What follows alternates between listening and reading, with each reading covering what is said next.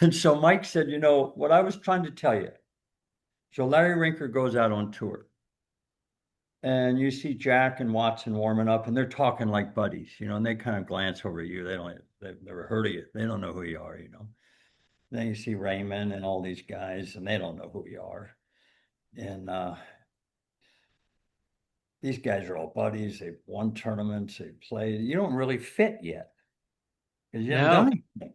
no, And no. so Mike said, I remember I played with Raymond at Westchester, and we might have started in 20th, but I shot 68 or something and finished like eighth or ninth, which was like me winning the tournament. Right, And the next time I saw him, I walked in the range. He said, "Hey, Mike, how you doing?" But right. I had to earn that respect. Exactly. And I think that's a great story that a lot of people don't realize when a rookie goes out there. And, back when you played, you see these guys are flying around in their own jets together, going on vacations, and you're you're No, we were you're driving you're our trying to car. figure out how I can get that ticket back to Westchester for Yeah, $100 yeah, yeah. less. We're driving our cars with our caddies in Oh, tow. yes. You're looking for Don Dropman to get those Izod shirts when you made the cut. Do you remember those Exactly. days? Two free shirts. You thought you'd made it, you Yeah. know? Oh, it's Maybe great. Joe Ternessa in his white jacket has a Titleist check for Oh, I me. just think those days are, Jay used to play with a friend of mine. This was many years ago, and he was a nice player, and he was playing the mini tours. And he said, "How's he doing?" I said, "Well, I don't know. He's not making that, but there's not a lot of money." He said, "I didn't ask you that. You got to have it in your mind. You got to make more than you spend." Yeah, I don't want to hear there's no money out there. He's paid money to play in the tournament. He better make more than he's spending. right. And if he doesn't have that mindset, he's not going to make it Nope. because he's not going to get rich playing the mini tours. So he's going to get No. experience.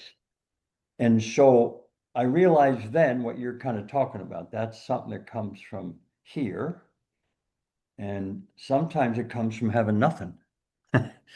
Yeah, You know, but you earn respect not only with your fellow players, but you get your own respect yes. when you finally feel the heat and feel the pressure and you're able to play your game and be competitive and Oh, feel like you had a chance. And that's what your dad felt playing Byron Nelson in that exactly. PGA.